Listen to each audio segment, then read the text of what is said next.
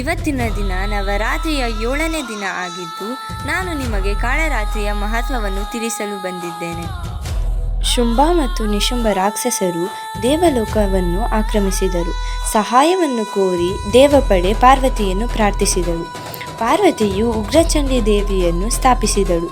ದೇವಿ ಚಂಡಿ ಸಹಾಯಕ್ಕಾಗಿ ಕಾಳರಾತ್ರಿಯನ್ನು ಸ್ಥಾಪಿಸಿ ರಕ್ಷಾ ಸೇನಾಪತಿಗಳಾದ ಚಂಡ ಮತ್ತು ಮುಂಡರನ್ನು ಸದೆಬಡೆದಳು. ಆದಾಗ್ಯೂ ನಿಜವಾದ ಸವಾಲು ರಕ್ತಬೀಜನೊಂದಿಗೆ ಹುಟ್ಟಿಕೊಂಡಿತು. ನೆಲದ ಮೇಲೆ ಬೀಳುವ ಅವನ ಒಂದೊಂದು ರಕ್ತದ ಹನಿಯು ಅಸಂಖ್ಯಾತ ರಕ್ತಬೀಜರನ್ನು ಸೃಷ್ಟಿಸಿದವು. ಉತ್ತಮ ತಂತ್ರವನ್ನು ಯೋಜಿಸಿದ ದೇವಿ ಚಂಡಿ ರಕ್ತಬೀಜನ ಶಿರಚ್ಛೇದನ ಮಾಡಿದಳು. ಅವನ ಪ್ರತಿ ಹನಿ ರಕ್ತವನ್ನು ಸೇವಿಸುವಂತೆ ಕಾಳಿಗೆ ಸೂಚಿಸಿದಳು. ಹೀಗೆ ರಕ್ತಬೀಜನ ಅಂತ್ಯವಾಯಿತು.